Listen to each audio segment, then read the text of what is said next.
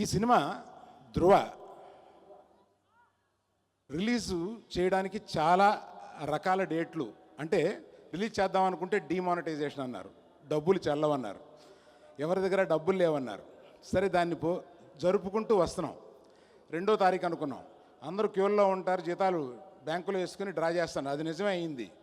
ఈ మాట చరణ్ చెప్పాడు, ఫస్ట్ వీక్ వద్దు మామ, ఈ ఫస్ట్ వీక్ వేరే రకంగా ఉంటుంది అని అన్నాడు. కరెక్టే. కనుక 9వ తారీఖున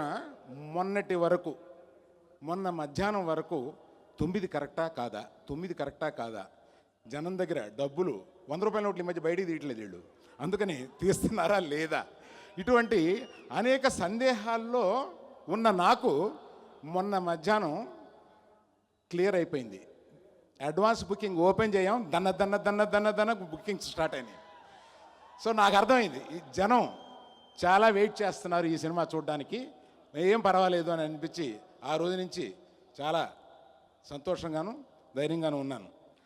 చరణ్ గురించి ఒక విషయం చెప్పాలి. నాకు కొడుకుతో సమానం, కానీ స్టేజ్లో ఇంతమంది మీరు ఇష్టపడే అతని గురించి నేను 2 మాటలు చెప్పకపోతే అది సమంజసం కాదు. అందువల్ల మీతో పంచుకోవాలనుకుంటున్నాను. ఇది కొన్నేళ్ల క్రితం అతను ఫిలిం స్కూల్కి బాంబేలో వెళ్ళి వచ్చిన తర్వాత అక్కడ ఆడిషన్ చేస్తారు. ఆడిషన్ చేసిన సీడీని చిరంజీవి గారి ఇంట్లో చేస్తూ పిలిచారు, వీడు ఆడిషన్ చేశాడు ఒకసారి చూద్దాం రా అని.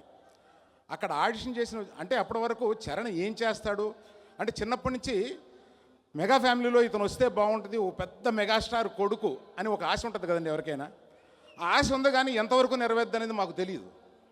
ఆ రోజు ఆ సీడీ వేసి ఆ సీడీ 10 నిమిషాల్లో అర్థమైంది, అయిపోయాడు ఇతను, యాక్టర్ అయిపోయాడు అనేది.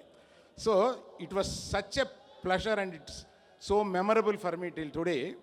ఆ రోజు ఇతను పెద్ద హీరో అవుతాడు అనేది ఆ ఆడిషన్ చూసే వరకు మాకు ఒక సస్పెన్స్ ఉండేది. అందరం కూర్చుని ఆడిషన్ చూసిన రోజున ఇక పండగ చేసుకున్నాం, మనవాడు హీరో అవుతాడు అనేది.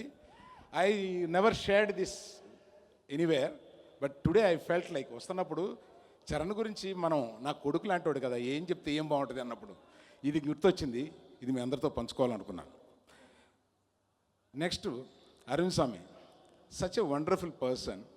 And Arun Swamy, everyone say you are a villain in this. I don't see, you are a great character in this. You are one of the best.